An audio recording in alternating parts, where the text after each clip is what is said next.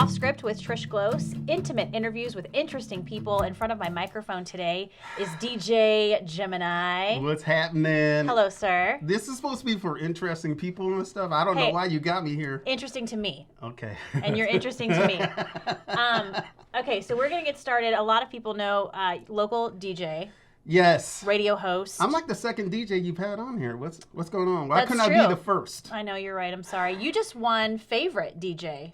I did. Favorite radio personality, I think it was. Yeah. Yes. Was it favorite or was it best or most popular? I don't know. You've won this like how many times now? 20? Yeah, maybe 5, 6. No. I don't know. Yeah, I saw you at Jacksonville a couple weeks ago. My husband said, "Congratulations," and you're like, "Yeah, thanks." And I was like, "Don't congratulate him. He wins this all the time." And I have no idea why. None whatsoever. And your wife has said she's given up. Yeah, she's like done. She's like, man, I'm done. just gonna let him have it. Okay, we're gonna talk a lot about radio, but first, I always like to start off with where are you from, originally? Well, born in Seattle. Okay. Raised in Beaverton, Oregon. Okay. Go Nike. I don't know. So you're a Pacific Northwest boy. I am raised in the Pacific Northwest, and parents. Well, actually, mom. Moved from Seattle to Portland. When was that? It was decades ago. I mean, did you live a long time in Seattle? Well, up until I think about seven years old or whatever, and then she got a job in Portland. Okay. And she was like a department store manager. Okay. And moved us down here. I have a half brother, and she's like, "We're going to Portland." I'm like, "Okay." So we moved first to southeast Portland, and then she got a job in Beaverton. Okay. And it was weird because straight up suburbia, you know, and. Portland was cool and everything, but suburbia, I really didn't even know anything about like that type of environment. The burbs. Yeah, the burbs, and it was unique. It was unique. So it was just you, your mom, and your half brother? Yeah. Okay, how old's your half brother? He's a couple years older than me. We were a small family. Okay. So did you guys get along? Not really. Not really. We didn't get along, and we're totally polar opposites of each other. So, and not a lot of people know that I have a half brother or whatever, but they know now. Yeah, they do. And there's a lot of things because I'm kind of secretive about my past. Well, and coming into this, I knew you're going to ask a bunch of questions that I've never answered before in my life. Okay, well, if there's something you don't want to answer, you just say I don't want to answer it. Plead the fifth? Yeah. No, I decide I'm going to let it all go. I like it. So what was your childhood like then? It was unique. Mom was always working, so I kind of fended for myself, if you will. Yeah. You know what I'm saying? So, really, I mean, which leads to what I do professionally. Music was a pretty big. Music and sports were a big outlet for me. Yeah, so. I think I had a single mom too. Okay. And I remember her working all the time. Yeah. During the holidays, she would take on a second job just to sort of provide. And I think there's something about the kids with a single mom because they do work so hard to provide for the family. Yes. And she had a great support system, but at the same time, you do have to fend for yourself a little bit. You're home by yourself a lot. All the time. I had a small group of friends, and it was funny because I was like popular in high school I have no idea why either. I was like student body president and all this stuff, but I really had a close-knit friends that helped me out, and I became, their parents became my parents, you know what I mean? So, oh, absolutely, yes. Yeah, and they watched out for you a little bit. Exactly. For sure. Exactly. So, high school, where'd you go to high school? Beaverton High School, yep, go Beavs, which is funny. Yeah, wait. I know. You're a Duck fan. Here's the deal. You're a Beaver fan first. I'm really a platypus, right? I'm a combination because really we have the same colors, and I was going to go to the thing, but later on I became more of a Duck fan, and which led to my professional thing. Yeah, go Platypus. Okay, man. That's a really good, yeah. See, if somebody's like, if the Beavers are like doing well and the Ducks aren't doing well and they're in the national spotlight, I'll root for the Beavers. I'm not really that hardcore like that, but you know how this state is. More go Oregon than anything. Yeah, for sure. Okay, so you said you were popular in high school. Yeah, it's funny. Why does that surprise you? Well, because, really, tell you the truth, when I was younger, I was really shy. Okay. Like really shy. I don't know if I believe that, but okay. No, seriously, painfully shy. And I really didn't talk to anybody except for my closest friends. But I think I used kind of like humor to kind of set the tone for whenever I met anybody. And, For sure. you know, people and plus there were cliques in high school, and I kind of floated around everywhere. So there were the cool kids who were in the sports, there were the drama kids, and then there were the kids that, you know, kind of outcasts, outsiders or whatever. So I kind of floated in between everybody. And then there's like when I ran for student body, there's this one dude, he was like the preppy guy. Like everybody knew that he was the guy that nobody wanted to be, you know, him to be like president, because he was so gung ho and wanted to be, and he got mad all the time. It was like, why you always win? Why you always win, man? I want to be the guy. And I'm like, man, I don't know. Maybe just people just like me better. And you beat him. Yeah, man, I beat him out, and he was always mad, man. He was always mad. So it's one of those things where, you know, I was friends with everybody. Social butterfly. Yeah. Right. I didn't exclude anybody out of my, you know, friendship, you know, thing. Or whatever. Right. And you played basketball? Played some hoops, but I really like track and field better than hoops. Okay. So why is that? Because it was so fun. Like my buddy, his name is Henry. Shout out Henry Springer. He was point guard on the basketball team, and it was so like, you know, because we were always going for the state championship, because Beaverton is such a track and field type thing. Exactly. Yeah, man. We had so much fun in the back of the bus listening to music and just kicking it. And I didn't really have any. The only stress I did have was I ran the 400, and it was the worst. It's the worst race because it's like a sprint and a jog all together. And they wanted me to run the mile relay, and they were really like, "You got to run the mile relay. You got to help us out." Man, I'll tell you what, that was the most stressful race or whatever. But the other things that I did with long jump and the triple jump, and there was no stress behind that because I could just do it on my own and train on my own and listen to music, you know, in between. And so we just had so much fun. And plus it was springtime, and in Portland, you don't get a lot of sun. Exactly. But once that sun came out, it was just good time vibes, you know what I'm saying? So music was a big part of your life, even from a young age. Yes. Did you want to do something with that, like, other than radio? Did you have, like, a dream before of... Here's what happened. So... What had happened was... What had happened is, you know what I'm saying?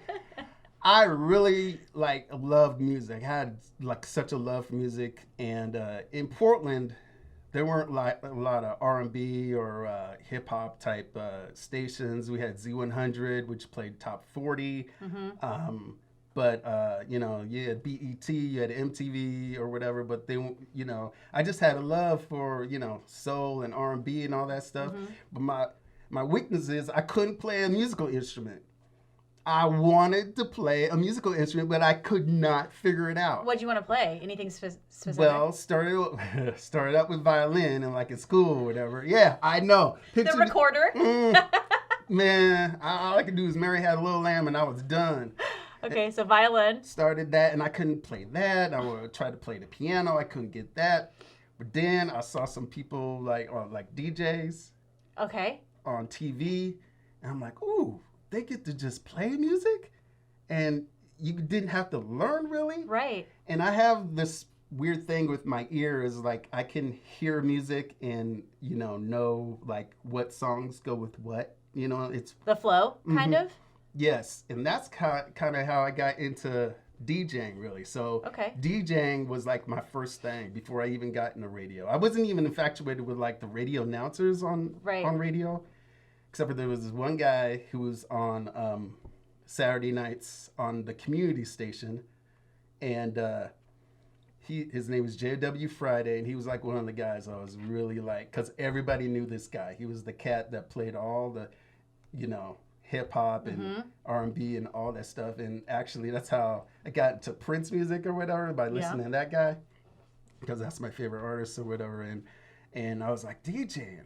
That just seems interesting because you don't really have to learn how to play stuff, but you just have to have the ear for it. Sounds like. So, do you remember the days when MTV played music?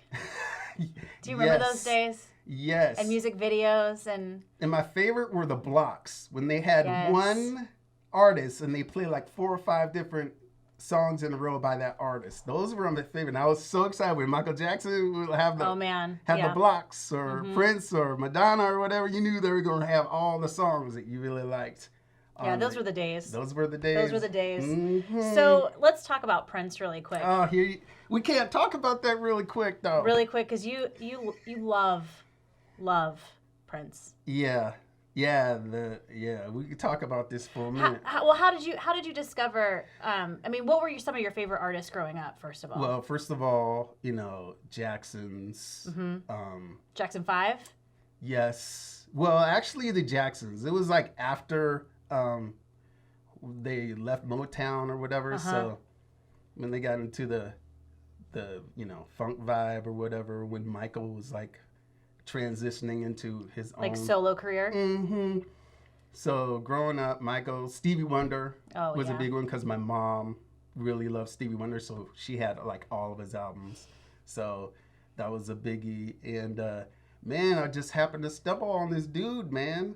Do you remember the song that you heard that was like, who is this guy? Actually, it was funny because he's kind of a producer guy, so there was, the group in Purple Rain called The Time, and I actually heard that music before I heard Prince, because you look on the album covers and would say produced, performed, and arranged, because he plays like so many instruments. So basically these albums he would put out by other people, he'd play all the music and just have the dude like Morris Day or whatever just be singing like on top of it, and that was it. So crazy. So I'm like, who's this guy like Stevie Wonder who plays all these instruments? And then it was like, okay, go on, Prince. And he was kind of the bad boy, whereas Michael was the good boy. True. Back in the day. So, he had like that edge, you know what I'm saying? So I was like, okay, man, I'm going to listen to this dude and see what's up. And so after, and this is like right before Purple Rain dropped, I'm like, dude, this dude's going to blow up. And you seen him live? Man, I seen that dude live so many times. I've seen him, and man, it just kind of make me emotional a little bit, because he's one of the cats that's like, you think he was going to last forever. I know. Because really, he looked the same as he did like back in the day. Like everyone's like, what kind of pills are he taking? Well, I guess we kind of know. Well, it hit you hard when we learned about his dying. That was a big deal for you. Yeah, because he was one of those, because like I said before, I was painfully shy. And really sitting in my room after coming home from class or whatever, it was like his music was like my outlet. You know what I'm saying? He's one of those like artists that was really, really, I don't know, just kind of, people got their people that speak to them. I agree. I think there's something about music that you connect with their words and how they sing and their songs, and then when you see them live, I feel like you make an even bigger connection with them. Yeah. And then you almost get weird, and you're like, we're best friends. Yeah. Like this artist, she's my best friend. I love her. Right. Yeah. With him, it was more of, he's remarkable. He plays like over 30 instruments, and I didn't know how to play instruments at all. And I'm like, how does that guy do it? Like, make these songs with drums, bass, guitar, and is it also too that it's the idea that he's not going to be around to produce anything more? Like we have all of his music from the past, obviously, but there's not going to be anything more from him. True that, but he was the guy that would record a song like every day, and there's this infamous vault that they're just cracking open. So they say he can put out an album for the next 100 years. Whoa. Yeah. Well, that makes you excited. I know. That's how big. But there's like litigation and all that stuff people have to figure out, because he didn't leave a will. Right. But when they crack open, they've actually cracked open a little bit of it. And there's stuff in there that's like better than all the stuff that he's like put out commercially. So I'm kind of excited about that. Yeah. Well, you should be. So getting back to radio a little bit, how do you think it's, you've been in radio how long now? A little over maybe 22 years. Jeez, dude. That's a long time. Yeah. How is it? It's changed so much. Yeah. So much. Yeah. And I've been through the changes because I got into radio right before it got really digital. And when everything started happening, like we got voice tracking and people can be out of, because I'm a program director also, so I run the station. So I got into it where it changed, I mean, almost overnight because of digital. And when the internet came and, you know, Napster and that was streaming, that became, it's one of those things where locally it's good. Locally it's good because you still have personalities that, you know, can shine and cut above, but you can get your music anywhere. And it's going through a change, but I think once you still have personalities in the mix, right? Because you can't get that from streaming or anything like that. You're giving your listeners a reason to come listen to you every day. Right. And, you know, our local ties and, you know, we got country crossings, which is big for our country stations. And just locally, I think in a local standpoint, we're still going to be in people's cars. Yeah. Because even though cars, you can stream stuff, you know, kids these days, they still get used cars. They don't have, I mean, you have to plug all this stuff in to make things work or whatever. So I know.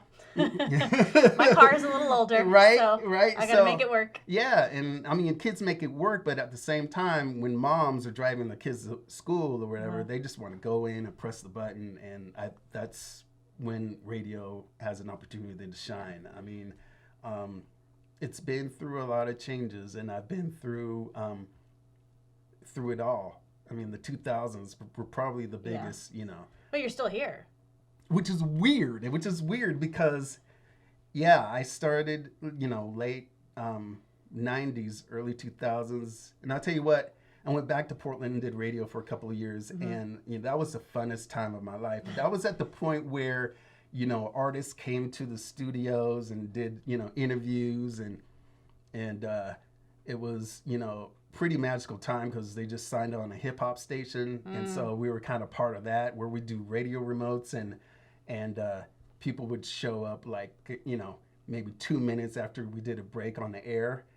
Now it's kind of a struggle bus to try to get people out to, you know, certain places, but there are still people who are loyal to radio because, you know, you notice things are kind of coming back. You know, people buy their records now. They buy vinyl. Yeah, and now even cassettes are kind of becoming like a what? I read that even people are buying cassettes and doing that whole thing. It's kind of a hipster type thing to do now. Yeah.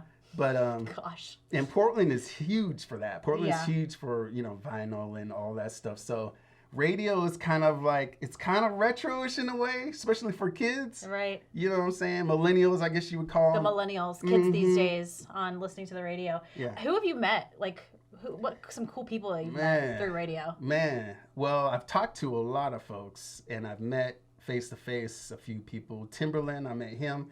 He's like one of my favorite producers.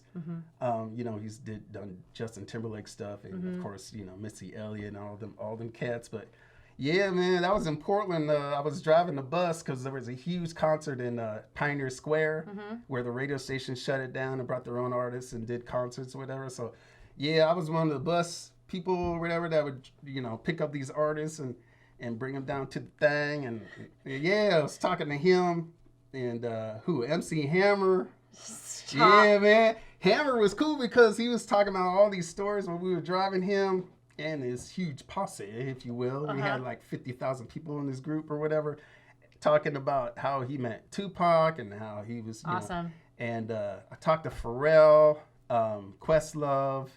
Man, those are the few people that on the top of my head. It's interesting that you said the word posse because I was told about what, man? What? A hip hop crew. Here you go. Go ahead. Me and my buddy Carl, and this guy named Jeff, who was a rapper. When is this? Let's set the tone. Man, you know what? Maybe that's when In Living Color was out. Yes. I always wanted to be a fly girl. Always. J-Lo was a fly girl, I know. right? I always wanted to be a fly girl. And Living Color is just the best show. Yeah, ever. man. And it kind of comes full circle because Bruno Mars has that song Finesse, and they did the whole video of that in Living Color, the theme or whatever. So, yeah, man, we try to do that. Man, we were called the Infinity Posse. Yes. Who's the MC? MC's name is Jeff. Okay. Def Jeff, I think that's what he went by. You and Carl were backup dancers? We're the backup dancers for these cats, man, because I used to DJ at a club here locally, and this is before, like right before I got in the radio. In fact, this club kind of transitioned me into radio. And yeah, man, we go out there and get our groove on and dance and, you know, do the electric slide and all that and just kind of get out there and do our thing. So that's how I met my buddy Carl. He's one of my best friends, and we met dancing. And so it was like, oh, man, we're going to go down to this cellular place. We're going to do a performance. We're going to go out there and we're going to kill it. So we practice and everything. We got the overalls, you know, like crisscross, except for their own right. Yes. Crisscross will make you jump. And yeah, so we were the Infinity Posse. We went out there, boy, and then we got off sync and everything. And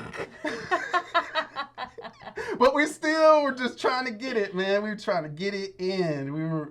I love it. And so Carl started rapping, and he still raps to this very day because I can't rap nothing but presents.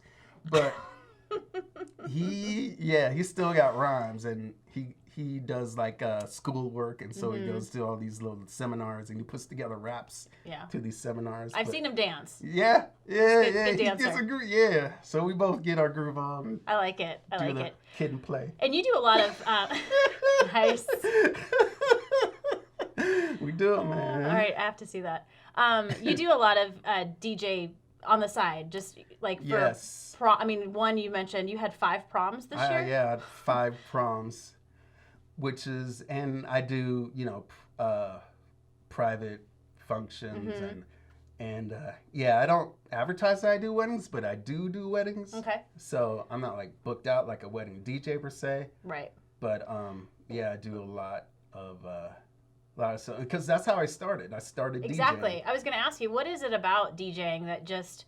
Because, I mean, I've heard you work as a DJ, and you're right. You have a certain way of kind of taking one song into the next, and there's something about it where the whole point really is to get people dancing and moving and having a blast and not going, oh, I hate this song and I'm going to leave now. So what is it about DJing that just really makes you tick? Well, first of all, DJing is huge right now. Huge. Which when it first started, you didn't think it was going to be that big, but DJing is like, I mean, it's huge outside of this area in bigger cities and whatnot, and I think that's part of my longevity as a DJ because, you know, I can still, you know, beat match without looking at beats per minute is the thing where people look and it's a certain number that you look at to match beats or whatever. But I kind of have that ear to where I don't really need to look at that in a sense. I guess that's my talent. Your gift? Yeah, you just kind of feel it. Exactly. So, man, it's just a rush of trying to get people grooving, you know, and keep them at that point to where, and you try to think of the song that's going to kill it next. I don't know. It's like, I have people come up to me all the time and ask me, man, how do you get those people like riled up and get them going and try to figure out what song you're going to play next? Sometimes I pre-plan my set, but a lot of times it's just the feel of it. Right. Just trying to get people going, getting people moving. I think there's something about, like, you know, when I do a good story for the news or if I cook something and someone's like, I loved that, it was so good, just hearing that feedback is like, oh, it's the best. So I assume when you see people on the dance floor and you play that next song and they're just like, oh, you know, everybody kind of freaks out. You're like, yeah, I just did that. Yeah, but I try to not do it like, you know, like I'm, you know, all that or whatever. It just kind of makes me feel good that they're feeling good about it. You know what I'm saying? I like it. And I do a mix on the radio at 8 a.m. and 5 p.m. It's called the Traffic Jam. And I get people all the time, man, you played something like, and Thursdays, Throwback Thursdays, which is pretty much everybody's favorite. Right. And they're like, oh man, you played something from back in the day. I didn't realize that was going to come up. And sometimes you throw that wow song in and you're like, oh, they're like, oh man, man, just the way you did it or whatever. And I don't know, sometimes I just kind of do it. Yeah. Just, I mean, people don't get out of their cars. They get home and the jam is still going. And they're like, I can't stop the radio right now. That's I've a huge compliment. I've heard that before. Or they're like, yeah, they get to the spot and I'm like, man, I gotta wait till the end to see what's up. Awesome. Yeah, I like it. so. You met your wife in radio. I did. It was kind of crazy because I was doing nights on the radio and she was in the same building and she was in country. Mm-hmm. So that's similar. Yeah. Well, yeah, I was doing top 40 and she was doing country and whatnot, and kind of had an off and on type of relationship. Mm-hmm. And it just got to a point where we're kind of polar opposites, but sometimes, like Paula Abdul says, opposites attract. Nice. And yeah, man, it just kind of grew naturally into that type of relationship. So yeah, radio is and people were like, oh no, are they together or are they not together? Oh, this is Rogue Valley Scandal. Yeah, and we did a radio show together, and it was like to me, it was like one of the funnest times also. Oh, really? As far as doing a show and our dynamic, and because, you know, I'm kind of like Donnie Marie, you know, rock and roll and country. I'm a little bit country, I'm a little hip hop, and she a little country or whatever. Country. Yeah, so we just kind of had that dynamic to where I act a fool and she was straight laced or whatever, and yeah, that dynamic of doing that type of shows. Did you or did both of you, when you were doing your show together, get any like crazy calls, like crazy callers? Man, all the time. All of the time. I bet. All of the time. It was a time where people actually would call in, and pardon me. You're all good. They would call in and they would like interact and almost be like a third person in our show, and they were fun times. Nice. Really, really fun times. Any crazy ones? As far as like stalkerish. I don't know. Sure. Yeah, I mean, it's like looking back at it, we didn't really like have like crazy people, but just people that were, you know, wanting to be part of like the whole situation. Like I would say something crazy and people would like always side with her because she was the most sensible one. You know what I'm saying? Yeah. And I'd be like, nah, man, that's not how it's going down. And she'd be like, oh, be the sensible one and always side with her. And I'd let that happen. Of course you did. So you've been living, how long have you been living in the Rogue Valley? Well, I went to school at SOU. Uh-huh. And it was funny because my mom was like, okay, so where are you going to go college? And I was like, you know, it's coming out of Beaverton. And she's all, where are you going to go? And I'm like, there was a scholarship for African Americans to where I can get full tuition. Mm-hmm. So, but I really wanted to go to U of O. Of course. But it was like, well, my buddy was like, well, try SOU. Try that or whatever. And I'm like, where's that? And he's like, it's in Ashland. And I told my mom, I was like, yeah, I think I'm going to try to go to this school. And she's like, where's Ashland? And I'm like, well, it's down south. It's down south. She's like, oh, you mean by Eugene? I was like, nah, this is just a little farther. A little south. Yeah, little south. She's like, and I'm like, man, it's like a couple hours out. She's like, oh, I don't know if I'm going to go down there and visit you. You might. Nice. So yeah, I went down there, and then so I've been here for a while, but I moved back to do radio, like I said. That's right. Okay. So, what does she say about just your career? My mom? Mm-hmm. She loves it. She didn't, you know, and the funny thing is about my mom and I, we're kind of not as close as some people, you know, parents, and you know, but it's almost like me talking to her, like if I hadn't talked to her, like, you know, there was a period, you know, where we didn't talk. And I talked to her, and she was really impressed about the U of O thing. And we hadn't talked about it yet, but yeah, I DJ for the Ducks or whatever. And she's like, oh, do you talk on the PA or whatever? And I'm like, nah, I'm just the music guy or so. She said, oh, that's still impressive. that's still cool, whatever. Right. So, yeah, she's feeling it. She likes the... Yeah, that's a big deal. Yeah, and the fact that my brother, my half-brother, like I said, we kind of have a different, like, lifestyle or whatever, and I was always the one trying to keep things normal, you know what I'm saying? Because our household was kind of rocky, but at the same time, you know, I was trying to be the good kid, you know what I'm saying? And she always knew that I was gonna, if I was gonna put my mind to it, I'm a, you know, awesome, make good, if you will. Right. So you've been in the Rogue Valley for a long time. You're incredibly talented. You just are. I don't know about all you that. know you are. Why have you stayed here? What was the decision to just stay here and keep doing your thing? Well, at first, it was big fish, small pond. And when I went up to Portland to do radio up there, I mean, it was so fun, but yet I was trying to get in where I fit in. I did everything from street team to mixer to filling in for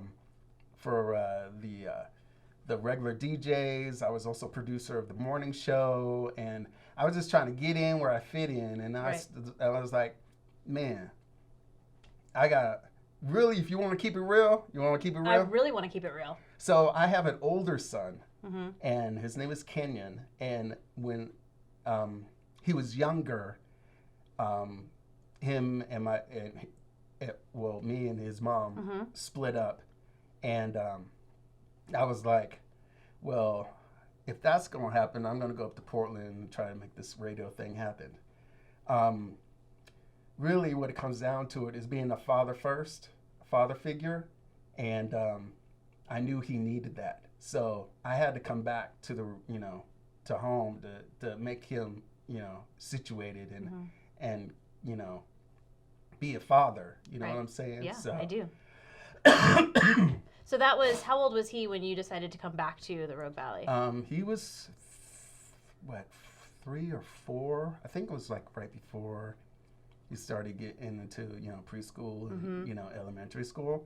So I was like, man, his mom, shout out to her. She was doing everything she could, but her situation is she travels a lot for her work. And so I had to come down and be like, hey, let's take care of business and make sure he's situated in school and everything.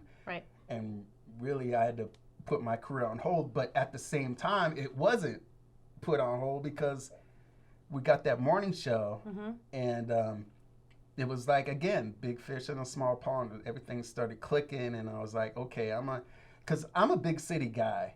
I like, whenever I travel, I'm like, this is my wheel horse. You know what I'm saying? And Memphis grown a little bit. It's grown. It's doing its thing, Yeah. But at the same time, I like that big city feel. Even though Portland's not the biggest city, it just, it feels big or whatever. But you were essentially in Portland, making things happen, kind of making these dreams come true for yourself. Yeah. And you did put that on hold and say, I'm going to come back because I have a kiddo I have to take care of. Yeah, and that's really what it comes down to it. And especially, I'm going to say it, really, people of color, who are dads, at that time, there was a stigma there, baby father wasn't really, doing anything for the kids or whatever. And I had a lot of friends who were just not doing what they needed to be doing as a father. And so I took that and I had to see that through. Right. You know what I'm saying? I mean, you were in a house with a single mom, so exactly. Dad wasn't around for you. Exactly, and that's really the genesis of making that decision. Like he can't be without his dad. Kind of paying it forward a little bit. You don't want for him what you had. Yeah, for real. That's a true thing. And I feel good about what I did. That decision, I feel really good inside about coming back and making sure that he was okay. Awesome. How old is he now? He's 22. He's 22. You do not look old enough to have a 22-year-old. I know, and this is real. I'm keeping it real. People don't really know how old is Gemineye and how old is he, and I know. It's, they say black don't crack.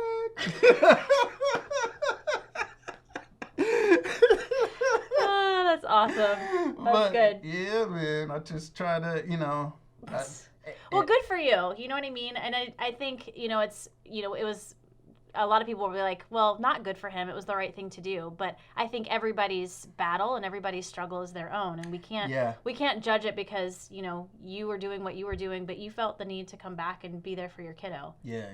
Who's like a man child now. Exactly. And he's trying to find his way also because... 22 is tough. Yeah, it is. And I mean, I was trying to feel my way. What am I going to do as a career? And really, I was DJing, but it wasn't it didn't feel like a career to me. Mm-hmm. But once I slid into radio, I made that decision. We're like, okay, this is going to be some people got jobs, and then some people got careers. And I meet people all the time. It's like, man, I used to listen to you back in the day or whatever. Man, you're still doing it. Mm-hmm. And I'm like, man, it's a career for me. I really don't have any other options. Just try to expand myself. Right. Well, when you think of what else could I do? I think about that too, being here at KTVL for 16 years. What else could I? And you always find yourself coming back to telling stories or being on the radio or playing music, and this is what I love. This is what's in my heart. Mm-hmm. Yeah. And the thing about, now there's so many DJs and so many people that are into that thing and trying to make it work and trying to make it, getting involved with other things like DJing for the Ducks and DJing, trying to spread it instead of, man, this ain't gonna work out. I might as well try something else or whatever. No. Keep pushing. Mm-hmm. Yeah. You keep pushing. All right. Yeah. Well, we're wrapping up. I'm gonna do the final 3. Okay. Here we go. All right. Best advice you've ever been given. Well, I was thinking about this radio-wise when I was in Portland, because you try to, when you're in radio, you just try to assimilate and try to act different than who you are. Mm-hmm. And I found out that being yourself, regardless if you're on the air, regardless of other things, is the difference between a DJ on the air and a DJ personality. Mm-hmm. And man, I was talking to DJs, who have been in big markets and decided to go there to Portland. And in fact, one guy his name is Ebro, and he does mornings in New York City. He just did a whole thing with Kanye West or whatever. And yeah, he's a huge DJ or whatever. He did mornings in Portland, and we had talked a few times, and he's like, man, just be yourself. You can't be anybody but. Mm-hmm. And just, people will want you to try to sound or trying to be like, regular, DJs or regular, just be yourself. And that's what cuts through, and I think I've been fortunate to try to be myself in whatever situation. And I think that was the biggest advice that I've ever had somebody, tell me, because there's so many people that get in and out of radio and they sound just like everybody else. Exactly. But I think I have a sound to where, and really it is I'm just being myself. Mm-hmm. I can't be nobody but. I like it. Mm-hmm. If you ever left this place, meaning, Rogue Valley, Oregon, what would you want to come back for? What would you miss? Well, like I said, I'm a big city guy. But there are a lot of good people here. There really are a lot of good people. And I'm not just saying that just to say it. People say all this, they say that all the time. Oh, there's people, there's good people here and blah, blah, blah. But no, seriously, there are really good people that love where they are, I'm not an outdoorsy type of guy. There's a lot of outdoorsy people around here, I'm not the type of guy that goes camping, what I'm saying? Unless there's a motel by. But just there are good people who want good schools and good, just good lifestyle. Yeah. And I think and really actually want to make the place better. I agree. And I think that's what I think mostly is the people. Okay. And then if you were given a last meal and a last, beverage, drink of choice, what would it be? Ooh. I know. What? I know you're kind of a foodie. Yeah, for real though. Food Network, man, that's my thing. We go up to Portland just because. Yeah, I know. Oh, yeah. You know, hey, foodie, that's no joke. We go up there looking for spots that have been on Triple D. No, for real. I'd say a fettuccine Alfredo. I think that's my go-to. Really? Yeah, fettuccine Alfredo. And I don't really drink, and people think I'm funny. There's two things that I don't really drink that people are like, man, you don't drink that? I'm not an alcohol dude because it's like peas to me, and it's acquired taste. You don't like peas either. I do not like me some peas. Okay. I'm not a peas dude. So alcohol and peas. Alcohol and peas. So what's your beverage? Do you have like a drink? Yep, Arnold Palmer. Okay, that's iced tea and lemonade. That's right. All right. That's my signature. That's Even though I awesome. don't golf. I golf like Charles Barkley. I'm the worst. I'm the worst. Oh, that's awesome. This has been a lot of fun. I'm glad you had me down here. I'm so glad we had you down here. This is a lot of fun. If you're listening to this podcast on iTunes, and if you like it, please subscribe, rate, and review. It helps other people find us. And you can check out the video portion of this podcast on ktvl.com. Just go to features and then off script. DJ Gemineye. Hey! Hey, wait, before we leave, where can people listen to you? Oh, yes. 107.5 KISS FM. That is the radio station, 6 to 10 a.m. If you're ever at Autzen Stadium, hear me do the music for the Ducks or Matt 9 Arena. I'm the Matt 9 Arena DJ for the basketball team. And just anywhere we got it popping live. Right. You know what I And mean? don't dance too much in your car when you're listening to them so you get pulled over for drunk driving. Yeah, don't do that. All right, DJ Gemineye, thanks. It's been fun. Thank you.